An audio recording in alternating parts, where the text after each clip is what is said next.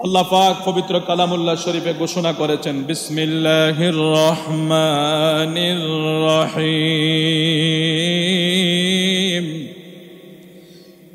ইয়াউমা তাজিদু কুল্লু নাফসিন মা আমিলাত মিন খায়রিন মুহদারা ওয়া মা عملت من سوء تود لو أن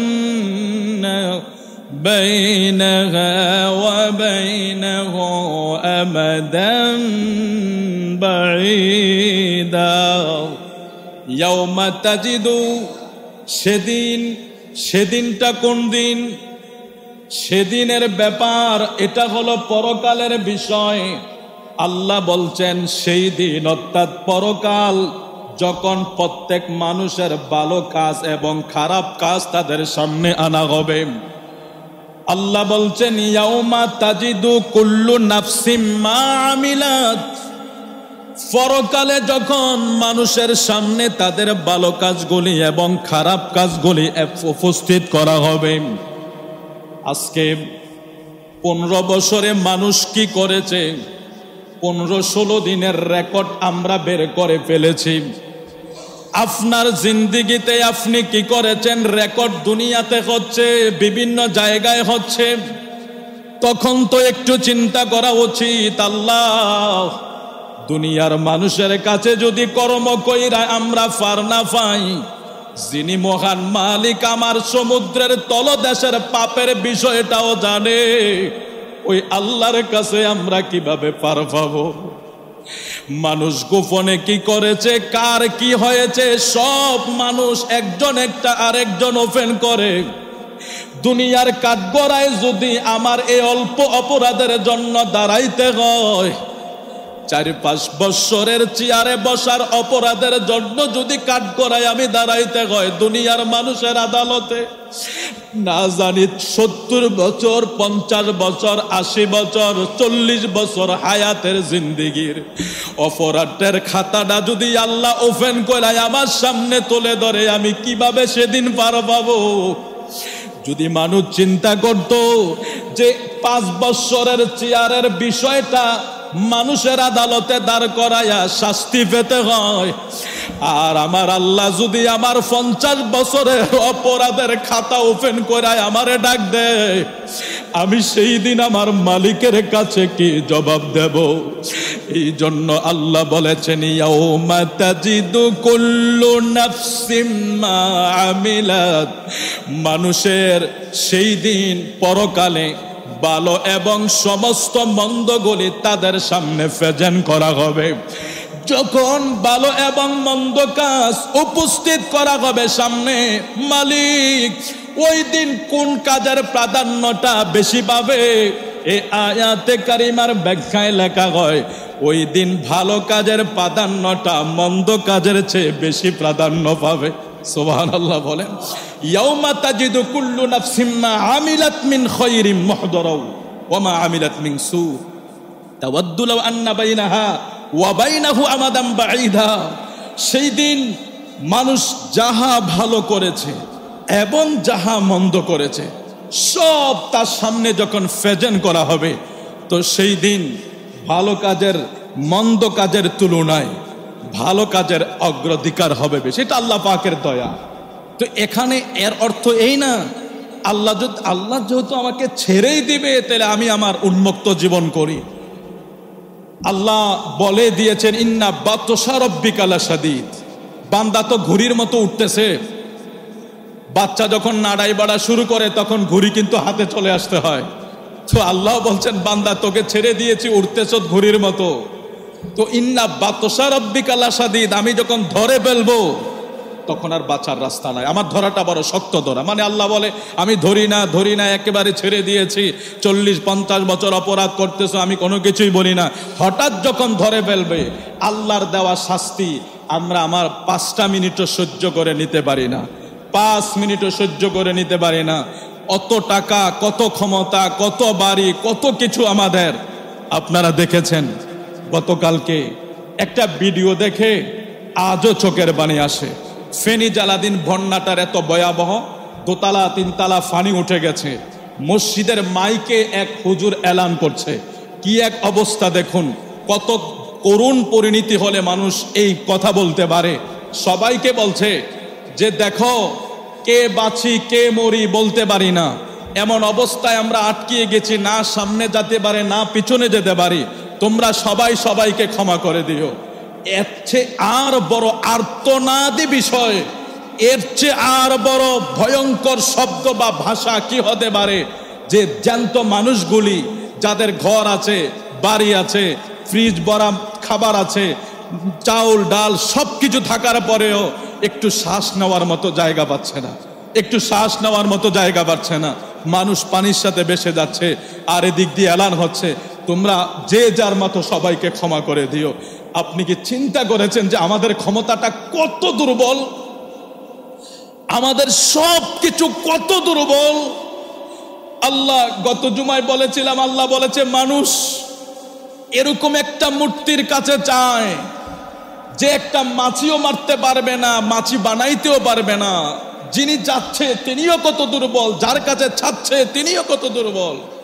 আজকে আমাদের কত কনফিডেন্স, আমার হাজার হাজার কোটি টাকা আছে, আদালত কোর্ট কাচারি কেউ কিছু করতে পারবে না।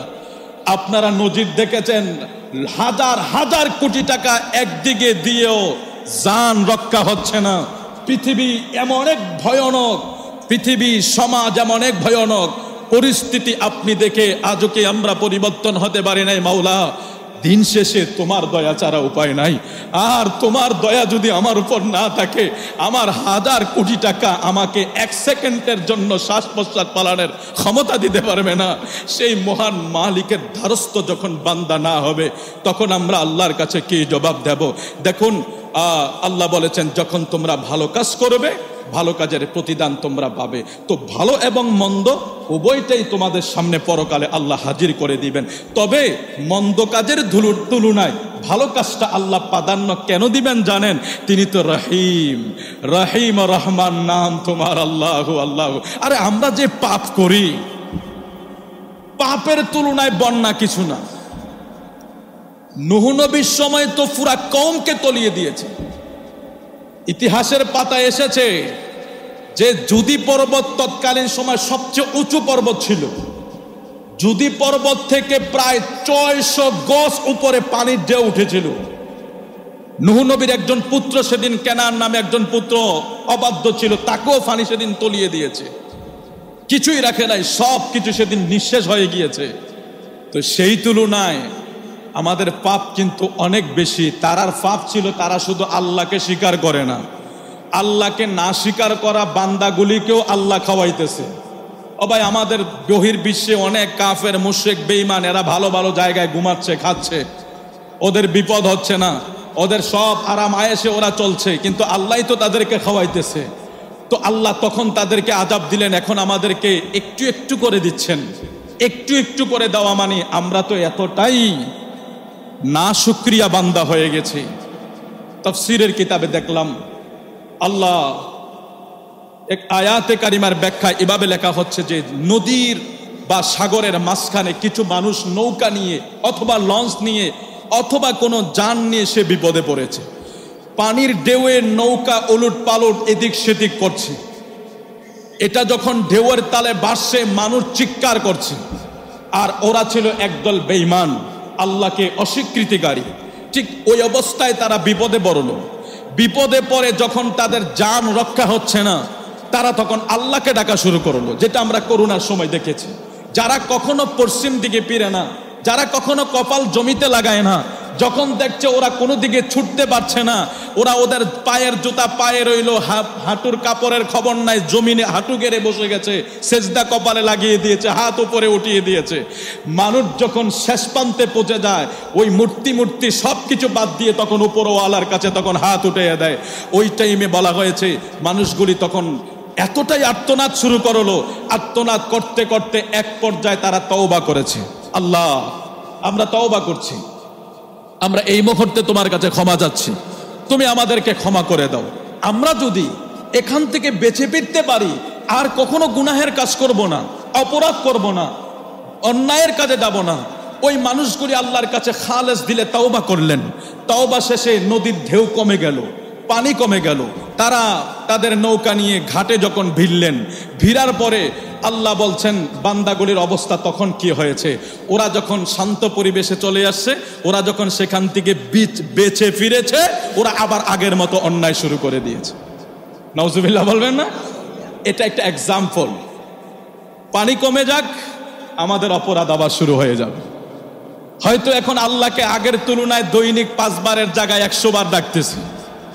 পানি কমে যাক, তখন একবারও ডাকার জন্য মানুষ পাওয়া যাবে না।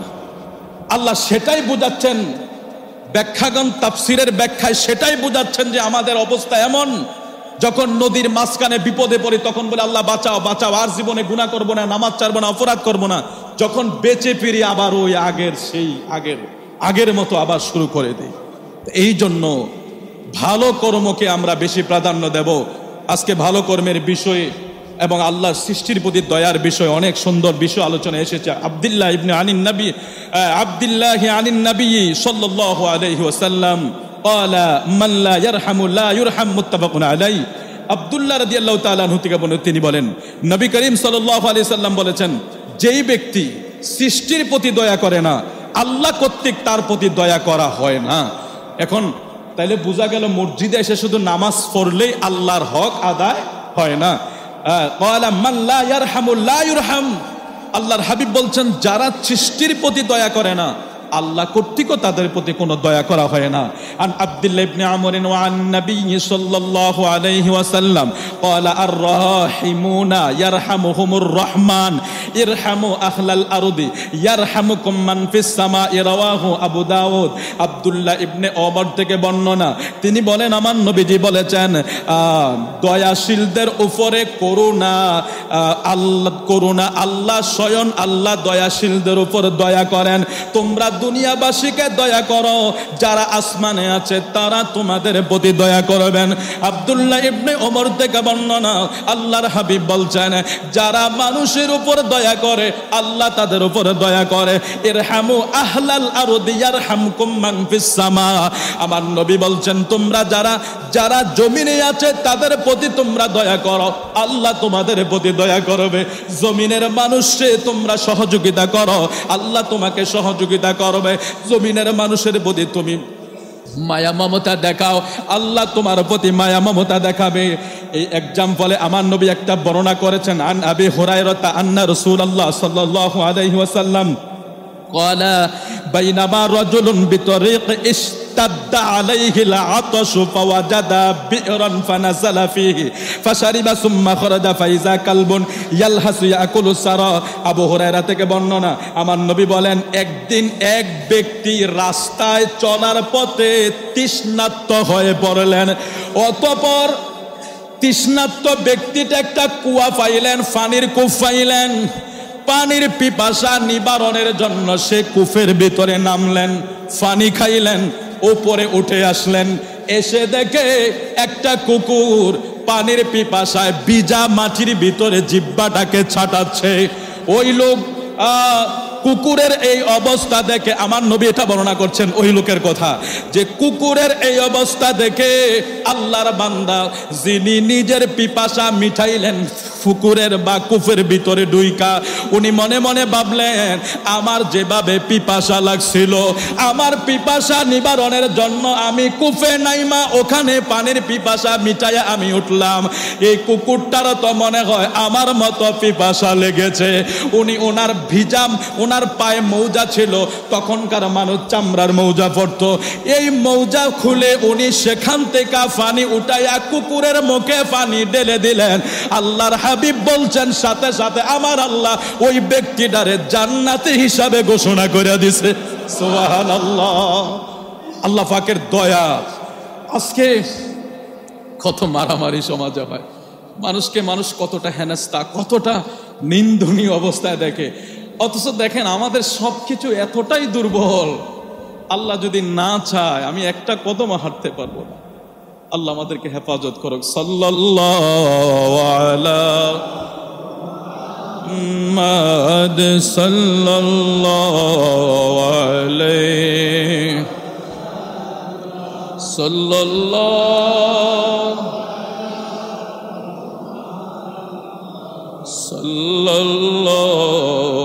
আলাইহি সাল্লাল্লাহু আলা মুহাম্মাদ সাল্লাল্লাহু। বাজান রে আমার প্যারা নবী বলছেন, এই ঘটনাটা নবী বর্ণনা করেছেন। তাহলে আমার নবী আমাদেরকে বুঝাইলেন, একটা কুকুরকে যদি পিপাসার্থ মিটিয়ে জান্নাত লাভ করতে পারে, তাহলে আমরা যদি মানুষের প্রতি দয়া করি, আর আজকের যেই দুর্যোগ অবস্থা,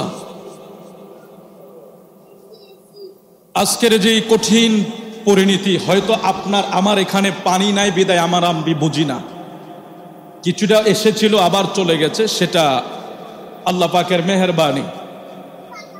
কিন্তু এখনো বহু মানুষের ঘরের চালের উপরে পানি।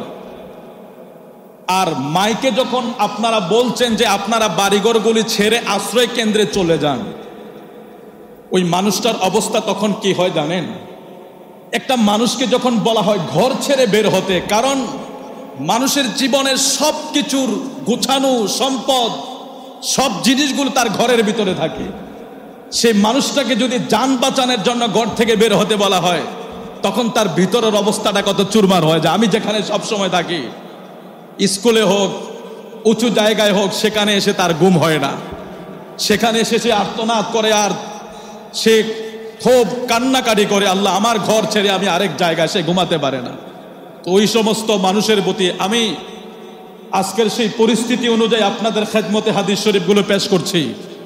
কোনো জায়গার ঘটনা না শুনিয়ে শুধু আল্লাহর হাবিবের কথাগুলি আপনাদেরকে শোনাচ্ছি, যে এই পরিস্থিতি অনুযায়ী আমাদের কি করা উচিত, আর যখন করব তখন মাওলাই কায়নাতের দরবার থেকে পুরস্কারটা কি আমাদের জন্য অপেক্ষা করছে। আন আব্দুল্লাহ ইবনে উমর আন্না রাসূলুল্লাহ সাল্লাল্লাহু আলাইহি সাল্লাম ক্বালা উযিবাত ইমরাআতুন ফি হিরওয়াতিন হাবাসাতহা হাত্তা মাতাত জুআন ফাদাখালাত ফিহা আন-নার। আব্দুল্লাহ ইবনে উমর রাদিয়াল্লাহু থেকে বর্ণনা, তিনি বলেন, একজন মহিলা একটি বিড়ালের কারণে সে আযাবে যাবে। নাউজুবিল্লাহ বলেন। আগের হাদিসটা খেয়াল করেন, একজন মানুষ একটা কুকুরকে পানি খাওয়ানোর কারণে সে জান্নাতে চলে যাবে, আমার নবীর ঘোষণা। এবার পরের হাদিস শরীফে আমার নবী বলছেন, ক্বালা উযিবাত ইমরাআতুন ফি হিরওয়াতিন হাবাসাতহা হাত্তা মাতাত জুআন ফাদাখালাত ফিহা আন-নার। আমার নবী বলছেন, একজন মহিলা একটা বিড়ালকে কষ্ট দেওয়ার কারণে সে জাহান্নামে যাবে। তো নবীজি বলছেন কিভাবে? আমার নবী বলছেন, একটা বিড়ালকে মহিলা বেঁধে রেখেছিল, এত করে শক্ত করে বেঁধেছিল, পরিশেষে বিড়ালটা মারা গেল। আর ওই বিড়ালকে সে কষ্ট দিয়ে মারার কারণে আমার নবী বলছেন আল্লাহ তাকে জাহান্নামে দিয়ে দিবে। জোরে বলুন না নাউজুবিল্লাহ। হায় রে মানুষ, আজকে আমার হাত থেকেই তো মানুষ রক্ষা পায় না, আর বিড়াল তো অনেক দূরের কথা। কুকুর বিড়াল তো আমরা মানুষকে তো এখন কুকুর বিড়ালও তো মনে করতেছি না। হায় হায় হায় হায় হায় হায়। দুইটা হাদিসকে আপনারা পার্থক্য করুন, নিজের বিবেকের কাছে সবাই প্রশ্ন করুন, আল্লাহ আমাদেরকে পরিবর্তন হওয়ার তৌফিক দান করুক, জোরে বলে আমি। একজন কুকুরকে পানি খাওয়াইয়া জান্নাতে হয়ে যাচ্ছে, আরেকজন বিড়ালকে, আমার নবী কিন্তু বিড়ালকে খুব ভালোবাসতেন, এই কথাটা মনে রাখবেন। আপনারা বিড়ালকে কখনো পা দিয়ে আঘাত করবেন না। আমরা অনেক সময়, এটা আমাদের তো আল্লাহ মাফ করুক, এটা অনেকের মেন্টালিটি নিয়ে এমন যে বিড়াল দেখলে আমরা কুকুরের মতো লাথি মারি। কোনো পশুর গায়ে পা লাগানো ঠিক না। আপনি তাকে যেভাবে হোক তাকে সেভ করেন, আপনি তাকে লাথি মারবেন কেন? আল্লাহ চাইলে তো ওটার কারণে আপনার পাটা আল্লাহ ভেঙে দিতে পারে। তো এখন আমার নবী কিন্তু এক সময় বিড়াল আমার নবীর চাদরের কানিতে বসে আছে। আমার নবী বিড়ালকেও ভালোবাসতেন, তো বিড়ালকে আমার নবী জাগায় না। দেখছেন, আমার নবী বিড়ালকে জাগায় না। আমার নবী কি করছে জানেন? চাদরের কানিটা কেটে দিয়েছে। সুবহানাল্লাহ বলেন। আরে মানুষ আদর্শ শিখতে মানুষ কোন জায়গায় যায়? ইউরোপ আমেরিকা কি আদর্শ শিখাবে? আদর্শ তো ১৫০০ বছর আগে রাসূল রেখে গেছে আমাদের জন্য। আদর্শ শিখার জন্য আপনি কোটি টাকা খরচ করে অক্সফোর্ড ইউনিভার্সিটিতে যেতে হবে না। আদর্শ আমাদের কাছে আছে, শুধু পালনের অভাব। আপনি বহির্বিশ্বের কোটি কোটি মিলিয়ন মিলিয়ন খরচা করে আপনি সেখানে আদর্শ শিখতে পারবেন না। আদর্শ আপনার ঘরে ঘরে আছে, শুধু পালনের অভাব। আমরা কখনো কি ভেবেছি সেই বিষয়টা? আর প্যারা রসুল যদি একটা বিড়ালকে কষ্ট না দেয়, তাহলে আমি কিভাবে মানুষকে কষ্ট দেব? এবার সে যেই হোক কিভাবে মানুষকে কষ্ট দেবে। আল্লাহর হাবিব বিড়ালের ঘুম নষ্ট না করে চাদরের কানিটা কেটে দিয়েছে যাতে বিড়ালটা ঘুমের ব্যাঘাত না হয়। আমার নবী বাকি অংশটা নিয়ে চলে গেছে। আল্লাহু আকবার কাবীরা, আল্লাহু আকবার কাবীরা। আল্লাহ আমাদেরকে বোঝার তৌফিক দান করুক, হাবিবে কিবরিয়া সেই পথ মত অনুযায়ী আমাদেরকে চলার তৌফিক দান করুক। বাজানরে আমার, আব্দুল্লাহ ইবনে উমাইর রাদিয়াল্লাহু থেকে বর্ণনা, তিনি বলেন এক ব্যক্তি রাসূল করিম সাল্লাল্লাহু আলাইহি ওয়াসাল্লামের নিকট এসে বলল, আল্লাহ রাসূল গো, আমরা কাজের লোককে কতটা ক্ষমা করব? কি এক সুন্দর প্রশ্ন করেছে। ইয়া রাসূলুল্লাহ, যারা আমাদের কাজের লোক, যারা আমাদের দাস দাসী, আমরা তাদেরকে কতটা ক্ষমা করব? আমার নবী চুপ রইলেন। আগন্তুক ব্যক্তির কথায় নবী চুপ। দ্বিতীয়বার প্রশ্ন করলেন, আমার নবী চুপ রইলেন। তৃতীয়বার প্রশ্ন করার পরে আমার নবী বলছেন, ফালাম্মা কানা ফিস সালিসাতি ক্বালা আফু আনহু ফি কুল্লি ইয়াউমিন ৭০ মাররা। তৃতীয়বার যখন ওই আগন্তুক ব্যক্তি নবীকে বলছে, আমরা কাজের লোকের সাথে কিরূপ ব্যবহার করব, কাজের লোকের সাথে কিরূপ ব্যবহার করব, কাজের লোকের সাথে কিরূপ ব্যবহার করব, নবী প্রথমবার চুপ রইলেন, দ্বিতীয়বার চুপ রইলেন, তৃতীয়বার নবীজি বলছেন, ক্বালা আফু আনহু ফি কুল্লি ইয়াউমিন ৭০ মাররা। তোমরা তোমাদের কাজের লোককে দৈনিক ৭০ বার ক্ষমা করে দিও। সুবহানাল্লাহ। আচ্ছা, আমি তো বলি না, এগুলো আমার নবীর হাদিস শরীফ আপনাদেরকে বলছি। পরিবর্তন করে দেওয়ার মালিক আল্লাহ, পরিবর্তন করে দেওয়ার মালিক আল্লাহ। চিন্তা করছেন কাজের লোকের ব্যাপারে নবী কি স্যাটিসফাই করেছেন? আজকে বহির্বিশ্বে আপনি দেখেন, বিশ্বে সবচেয়ে বেশি কষ্ট পায় লেবার পেনশনে যারা, শ্রমিক লেভেলে যারা। বন্যায় শ্রমিকদেরকে ধরে, ঝড় তুফানেও গরিবদেরকে ধরে, যত কিছু আছে সব গরিবদের উপরে। কোনো কারো অত্যাচার হলেও গরিবদের উপরে, বিপদ হলেও গরিবদের উপরে। আমার নবী সে লেবারদের বিষয়ে একটা হাদিস শরীফ বলে গেছেন, খবরদার তাদের ঘাম শুকানোর আগে তুমি তাদের পারিশ্রমিক পৌঁছে দাও। আর আমরা কাজ করাইয়া আজকে নিও, কালকে নিও, পরশু নিও, কিছু কিছু আবার মেরেও দেয়। এরকম তো আছে অনেকে বিদেশ থেকে লক্ষ লক্ষ টাকা মেরে চলে আসে। কার টাকা? শ্রমিকদের টাকা। অথচ নবী বলছেন শ্রমিকদের ঘাম শুকানোর আগে টাকা পরিশোধ করে দাও। আর আমার নবী এখানে কি বলছে, আমার কাছে তো আশ্চর্য লাগে। আমরা কি ব্যবহার করি না? আমরা তো পারি না শ্রমিককে মাথার উপরে তুলে জোরে মারি, কারণ সে আমার লেবার। কিন্তু নবীজি কি বলেছেন, আমার নবী বলছেন তোমরা তাদেরকে দৈনিক ৭০ বার ক্ষমা করে দিও। কি মেসেজ দিয়েছে নবী আমাদেরকে হাদিস শরীফের মাধ্যমে। আল্লাহ আমাদেরকে দুনিয়া এবং আখিরাতের কামিয়াব নসিব করুক, সবাই বলে আমিন। আমাদেরকে নিজেকে পরিবর্তন হতে হবে, নিজেকে মাপতে হবে। পরিশেষে আপনাদের কাছে দোয়া চাচ্ছি গোটা দেশের মানুষের জন্য।